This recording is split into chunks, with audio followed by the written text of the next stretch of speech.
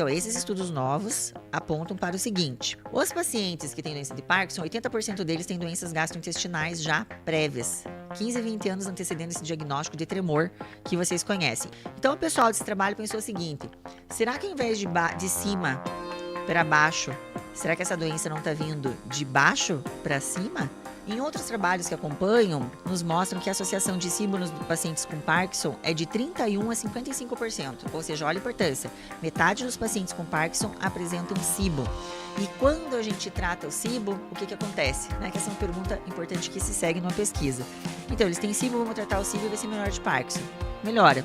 Principalmente os sintomas motores. Então, essas são as associações que vêm crescendo aí. Olá, meus caros amigos do intestino, tudo bem com vocês? Uma saudação especial para vocês que já nos seguem. Para os outros que estão chegando agora, caindo aqui de paraquedas no Papo Digestivo com a doutora Luana, e vocês estão curiosos para saber sobre o que se trata o nosso Papo Digestivo, também sejam muito bem-vindos. Aqui a gente vai falar sempre sobre microbiota intestinal e sobre o intestino e o quanto isso impacta não só na saúde do nosso intestino, mas na saúde sistêmica. Outro eixo muito bacana e muito estudado é o eixo intestino-microbiota-cérebro. O eixo intestino-microbiota-cérebro é um dos mais estudados, um dos mais complexos, é um campo científico fértil aí, trazendo bastante novidade pra gente, e nós temos muita comunicação entre esses dois órgãos, né? Então, o intestino inflamado, gente, vai gerar um cérebro inflamado. E como que o cérebro inflamado responde? Ele responde com ansiedade, depressão, com problemas do sono, problema do humor. Olha, nós somos uma comunidade que já entendemos o quanto que o intestino impacta, né? O papel importante, o papel-chave que ele joga na nossa saúde e na nossa doença. Mas talvez você tenha algum amigo, algum familiar que está sofrendo de alguma questão intestinal ou de alguma das questões dos eixos do intestino com órgãos à distância, e essa pessoa não tem a mínima informação sobre isso, então você pode ajudar mandando um link para que essa pessoa tenha mais conhecimento sobre a saúde dela e procure um profissional que realmente possa ajudar. E se você está chegando agora e achou o tema interessante, saiba que você tem lição de casa. Nós estamos no episódio número 18, tem 17 episódios aí para trás para você dar uma olhadinha e aprender sobre o intestino e esses eixos, ok? Você também pode ajudar dando um like, dá um joinha, curte aí, que daí o YouTube entende que é um material relevante e ajuda a gente a espalhar, pulverizar essa informação do bem para o maior número de pessoas. O pessoal vai deixar meu Instagram, doutora Luana HV.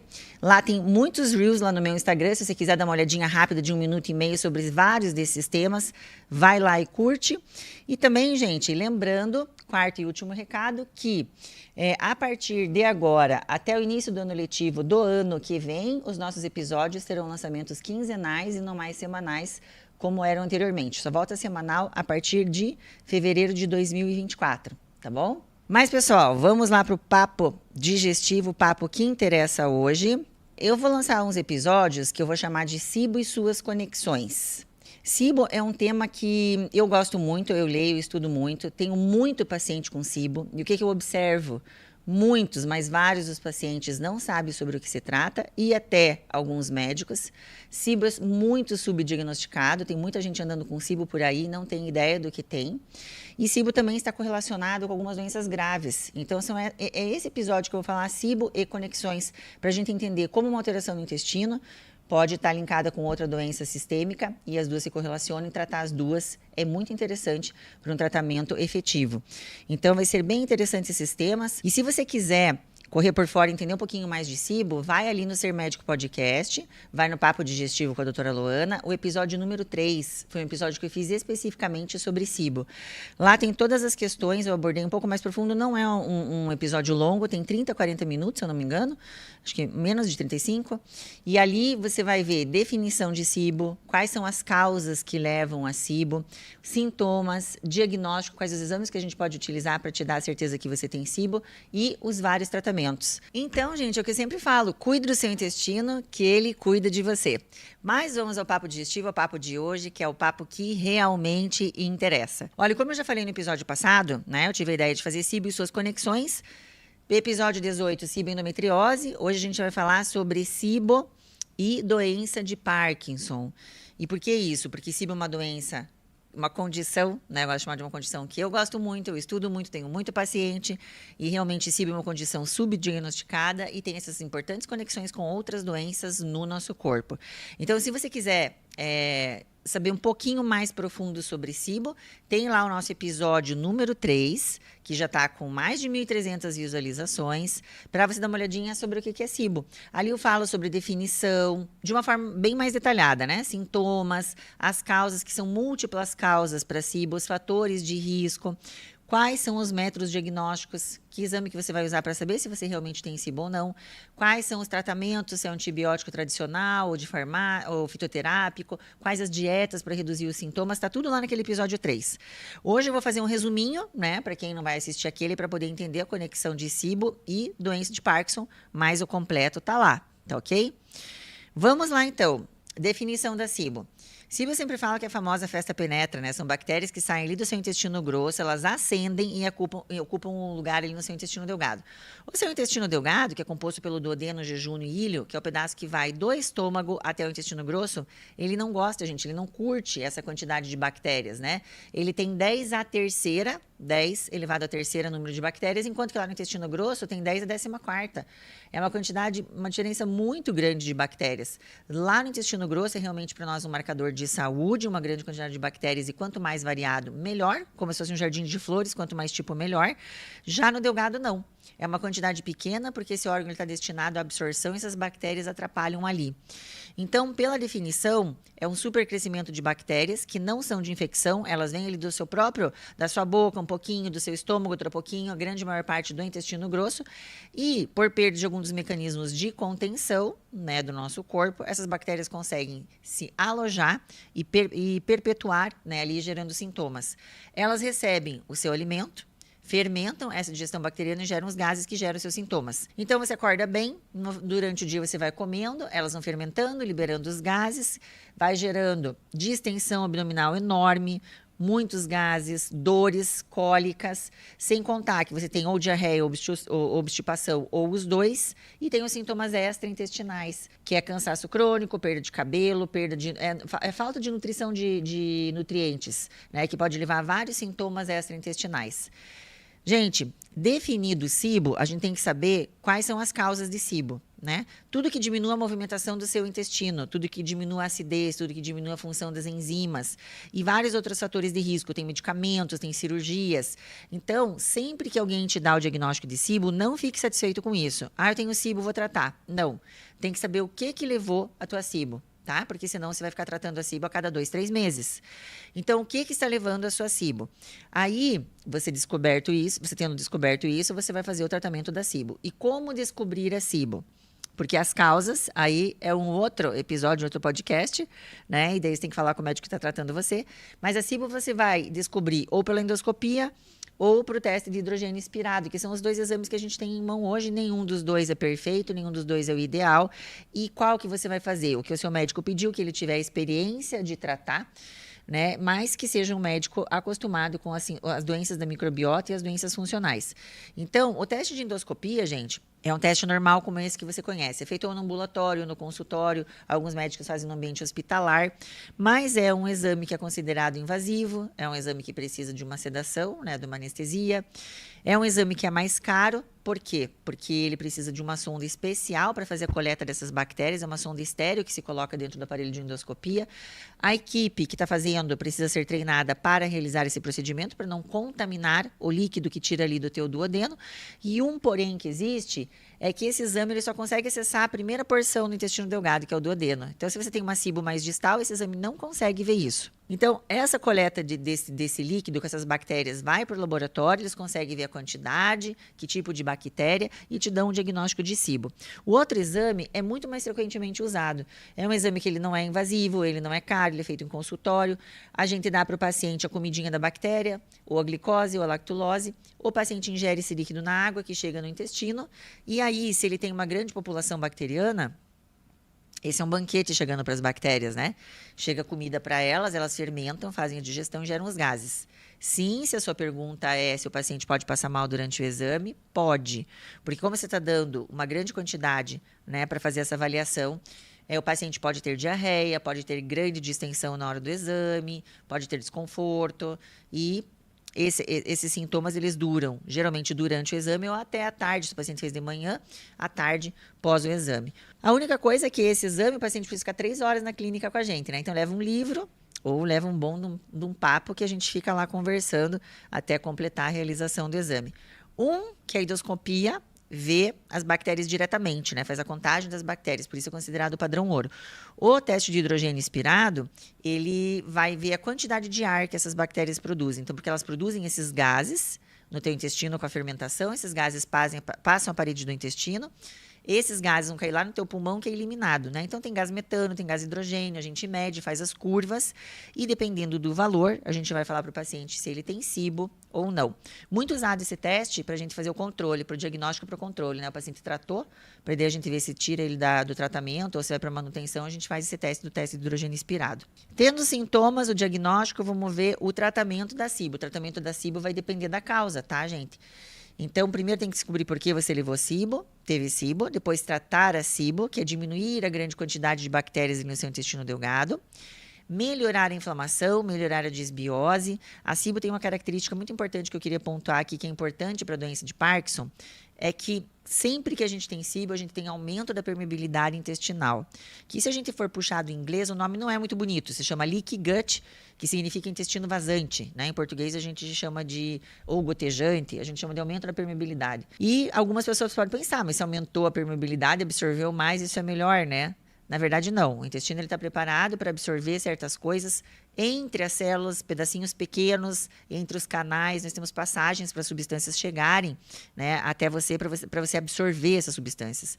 Na SIBO, a gente tem um afastamento das células, é como se o teu intestino tivesse rachado, como um joelho ralado. E certas substâncias, principalmente proteicas maiores, que não deveriam passar esta barreira, passam. Elas deveriam ser eliminadas.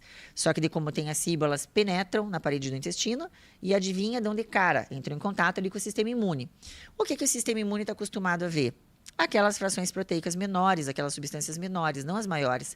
Então, ele identifica isso como estranho e aí começa um processo inflamatório crônico de base no intestino, que não é interessante, né? E como a gente tem o sistema imune, que ele circula no nosso corpo, o sistema imune está 85% no intestino, mas ele faz as suas comunicações, então as suas sinalizações, né, através das células do sistema imune. Então, a gente não tem somente um processo inflamatório crônico local, mas sim processo inflamatório crônico sistêmico. Diferente só da disbiose, esse aumento da permeabilidade que existe na SIBO pode trazer essas outras complicações, tá? Vamos então ali, galerinha, à doença de Parkinson. Doença de Parkinson é reconhecida hoje como a segunda doença neurodegenerativa mais comum, perdendo somente para a doença de Alzheimer. Calcula-se 1 a 2 pacientes a cada 1.000 habitantes. Nos Estados Unidos, o número é 1 milhão de pessoas. No mundo, chega-se em estatísticas um pouco diferentes, que é de 7 a 10 milhões de pessoas acometidas por doença de Parkinson. E os cálculos é que até 2030 esse número duplique, gente. É muita gente, né? É por isso que todo esforço é válido na tentativa de diminuir essa doença. O motivo, né, a causa, a etiologia que leva à doença continua obscuro. Não tem um único motivo, uma única razão que se olhe e fale assim, essa aqui é a causa da doença de Parkinson. É uma doença multifatorial, é uma doença complexa, ela abrange vários sistemas, né, como se fosse uma síndrome, com várias possíveis causas. Nós temos os fatores genéticos, os fatores ambientais, muito ligados às toxinas, aos poluentes, né, como, por exemplo, os pesticidas, os agrotóxicos. Nós temos hoje também outras doenças sistêmicas, medicamentos que podem evoluir como desencadeador. E nós temos hoje também a microbiota intestinal envolvida nisso, né, que é o grande estudo, é o motivo pelo qual a gente está fazendo esse podcast aqui. A microbiota intestinal e o metaboloma, que são os produtos, né, os metabólitos da microbiota intestinal, que podem também ajudar aí como causadores, né, ou perpetuadores da doença. Os estudos que a gente traz sobre a doença de Parkinson são muito novos. Isso é estudo de 2022, 2023, coisa que ainda está se descobrindo. Então, isso que eu estou trazendo para vocês aqui é uma coisa assim, ó, é uma coisa, é um embrião aqui na medicina, uma coisa muito, muito novinha. Mas eu acho válido, porque no final eu vou trazer uma conclusão para vocês.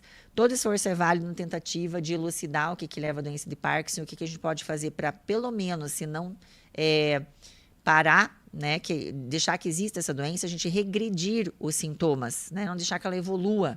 A gente tentar fazer uma regressão ou pelo menos estacionar. É uma doença que ela comete muito, tanto o paciente, né, em todas as funções motoras, nas funções de desautonomia, que ela atinge vários órgãos do nosso corpo, parte cardiovascular, parte intestinal, parte comportamental. Fora o paciente que é muito, né, incapacitado e afetado por tudo isso, nós temos os familiares, né, que têm um impacto muito grande, né, com o diagnóstico dessa doença e evolução. Nós temos os cuidadores e nós temos também a questão do Estado. Esse é um paciente complexo, que ele vai precisar de muito cuidado, tem muito gasto envolvido. Então, tudo que nós pudermos fazer para tentar conter, né, essa onda que está se alastrando aí da doença de Parkinson, as doenças neurodegenerativas, das demências em geral, eu acho muito válido, tá? Nem que seja para tratar uma porcentagem desses pacientes.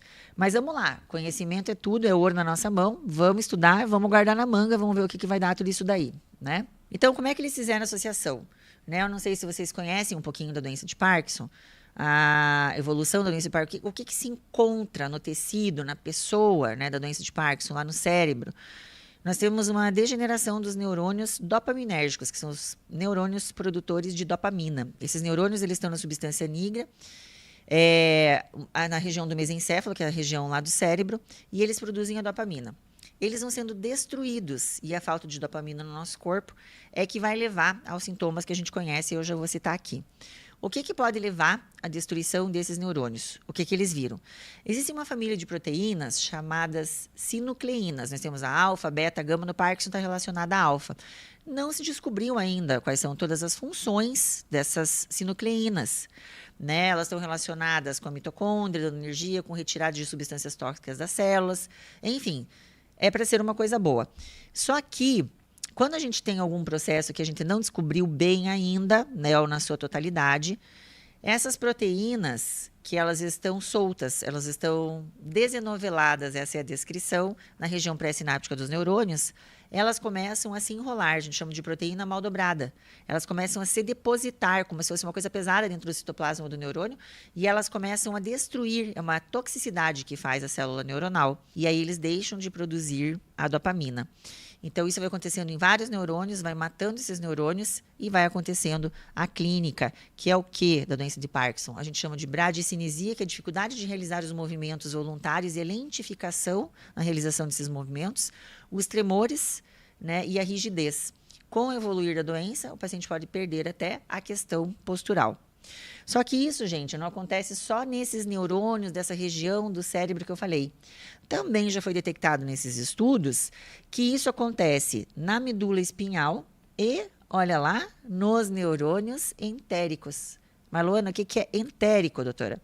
Entéricos são os neurônios que estão no intestino. Por isso que chama ali que o nosso intestino é o nosso segundo cérebro, né? Tem bastante quantidade de neuronal lá. E o que acontece? Vai acontecendo nesses neurônios essa degeneração também. Então, quando a gente estuda a doença de Parkinson, a gente vê que essa doença, para chegar no diagnóstico desses tremores, desses sintomas clássicos que a gente acontece, o paciente já tem, às vezes, um histórico de 15 a 20 anos de alterações ocorrendo. Quais são essas alterações? Então, esses estudos novos apontam para o seguinte: os pacientes que têm doença de Parkinson, 80% deles têm doenças gastrointestinais já prévias. 15 a 20 anos antecedendo esse diagnóstico de tremor que vocês conhecem. E quais são elas? Anosmia, né, que pode estar ali nessa medula espinhal, tem alguma região na medula espinhal responsável pelo olfato, né, pelo cheiro, então a gente fica com falta de cheiro. Já vai ocorrendo obstipação nesses pacientes, né, um paciente que tinha um trânsito normal, de repente, opa, meu intestino obstipado. Outras alterações gástricas, distúrbio do sono, distúrbios de comportamento, um paciente que vai ficando um pouco mais deprimido ou um pouco mais apático, muito antes desses sintomas que a gente conhece. Então, o pessoal desse trabalho pensou o seguinte: será que ao invés de cima para baixo, será que essa doença não está vindo de baixo para cima? E como isso se justificaria? Gente, só não vê quem não quer hoje a ligação do eixo intestino-microbiota-cérebro. É um eixo já bem anatomicamente, fisiologicamente, na parte da microbiota, das partes das sinalizações através do nervo vago, das células do sistema imune, dos neurohormônios, dos neurotransmissores, das substâncias que a microbiota produz e que a gente sabe que passa a barreira hematoencefálica, que é uma proteção que tem aqui no cérebro. Então, se lá embaixo você tem aquela rachadura no intestino, a gente sabe que isso favorece uma rachadura que nesses vasos que protegem o teu cérebro, passam substâncias tóxicas também. Então, já está comprovada essa ligação, só não vê quem não quer. Isso seria comunicação. Se pode começar de cima para baixo, como existe uma comunicação que é bidirecional, pode começar de baixo para cima também. E é esse ponto de vista que esses trabalhos que querem abordar o intestino como sendo um dos fatores causais, não é que só começa ali, né? Um dos fatores causais da doença de Parkinson, né? Então, o que eles viram? Que essas questões, essa inflamação que ocorre no intestino, e daí aqui eu já vou puxar a SIBO para vocês irem entendendo. Então, se o paciente tem uma obstipação crônica, lembrem que toda vez que eu falo de SIBO, um dos motivos principais pela qual ocorre a SIBO, somado a outros fatores de risco, que sempre tem duas ou mais coisas envolvidas, é a falta de movimentação do intestino. Né? Então, as fezes que ficam paradas no intestino grosso, no intestino delgado, isso vai favorecer, né, uma microbiota doente ali. Essa microbiota produz substâncias inflamatórias, porque a microbiota boa, gente, só produz coisa legal. Produz substância anti-inflamatória, deixa o muco, que é uma camadinha de gel que protege as células do nosso intestino, alta, deixa as nossas células do intestino bem grudadinhas, deixa o nosso sistema imune calmo, produz substâncias antioxidantes, anticancerígenas, essa é a microbiota boa. Quando a gente começa a ficar com o nosso intestino preso, constipado, já vai se tornando outros bichinhos ali. E se a gente tem constipação crônica, não vai para baixo, ou a gente tem alguma alteração desses neurônios neuroentéricos que pode estar acontecendo aqui já, né? A movimentação é cada vez mais lenta. Então, você pode ter uma SIBO decorrente dessa alteração da movimentação intestinal. E quando ocorre SIBO, o que acontece lá? Lembra? SIBO faz as rachaduras. Rachaduras, maior comunicação com o sistema imune. Nós temos na luz do nosso intestino, né, lá dentro do nosso intestino, várias bactérias, trilhões de micro-organismos. Né? E se eles sobem ali para o intestino delgado e tem SIBO, tem bastante bactéria lá também. Elas morrem, gente. Muita bactéria morre durante todo o dia no nosso intestino. Pedacinhos das paredes dessas bactérias são muito ruins para a gente. E quando tem essas fissuras, essas paredes de bactéria passam a cair nossa circulação. Elas aumentam a permeabilidade, aumentam as portinhas que abrem lá a passagem para o seu cérebro. Então, os lipopolissacárides aumentam a permeabilidade da barreira hematoencefálica. Então, fora a inflamação que tem aqui, a inflamação do intestino, né, essas bactérias ruins que passam sinais inflamatórios, essas bactérias que produzem substâncias que não fazem bem para o teu cérebro, a parede dessas bactérias, a sinalização com o nervo vago, toda essa sinalização inflamatória crônica vai levando estresse oxidativo e isso vai, segundo esses trabalhos, também levando a alteração na sinucleína. Então, vai tendo uma alteração nesses neurônios aqui de baixo e isso vai progredindo neurônio a neurônio, segundo esses trabalhos, e vai levando a essa alteração que a gente tem conhecida lá no cérebro. Então, a conclusão deles é assim, começa lá no intestino, nem sempre por um ambiente externo, porque eles já viram que a microbiota está enormemente envolvida, algumas bactérias em específico, como, por exemplo, Porfiromonas gingivales. Essa é uma bactéria que a gente tem na boca, mas ela está em contenção. E por desequilíbrio dessa microbiota da boca, ela pode cair ali no seu intestino e ela é responsável, já está envolvida em doenças graves, como câncer intestinal, doenças de Crohn, retocolite, que são as doenças inflamatórias intestinais, e agora também ela já foi identificada na microbiota dos pacientes com doença de Parkinson. Então, fora os ambientes externos que poderiam, segundo esses trabalhos, levar à alteração, nós temos a própria microbiota, que ela mesma pode sinalizar diferente, levar a uma obstipação, levar a uma disbiose, levar ao aumento da permeabilidade, leva a SIBO, né? SIBO também faz esse aumento da permeabilidade, e leva a questão de subir a doença que a gente conhece, que acha que desce. Tem alguns trabalhos também que acho que acontece dos dois lados, sabe? Acontece simultaneamente as alterações no cérebro, nesses neurônios dopaminérgicos do cérebro e no intestino. Gente, afinal de contas, é muito estudo que a gente tem que ficar antenado, tem que ficar cuidando aí do que está aparecendo de novo para atender melhor os nossos pacientes. Mas o que eu posso trazer dos trabalhos, que é o que tem hoje, é isso daí, tá? Essas evidências do eixo cérebro-intestino, que cada vez tem mais, não se contesta mais, e as questões agora desses trabalhos. O que eles fazem? Eles fazem muita coisa interessante para testar se é microbiota ou não. Né?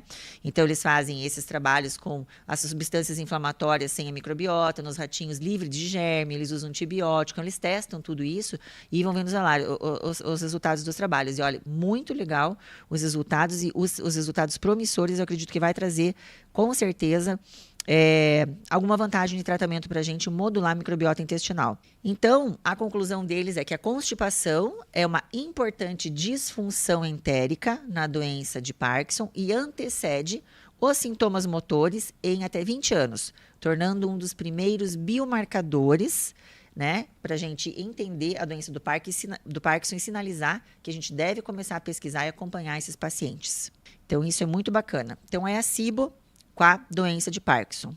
Em outros trabalhos que acompanham esse grupo maior aí que fala que vem de baixo para cima, né, vem do intestino para o cérebro, essas questões que levam a Parkinson, esses trabalhos nos mostram que a associação de SIBO nos pacientes com Parkinson é de 31% a 55%. Ou seja, olha a importância.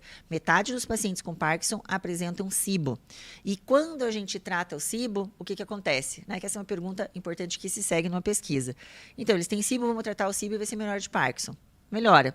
Principalmente os sintomas motores. Então, essas são as associações que vêm crescendo aí. Gente, tratamento, né, do Parkinson. Atualmente, a gente não tem nenhum tratamento de cura. E o único tratamento que tem, que é o tratamento com a levodopa, que é na tentativa de aumentar a dopamina nesses pacientes que não têm, lembrando que ela é sintomática, né? Ela tenta tratar os sintomas, mas ela não trata a neuroinflamação. E a neuroinflamação a gente já sabe que existe, não só no Parkinson, mas como Alzheimer, como as demências, como na criança, né, o transtorno de espectro autista.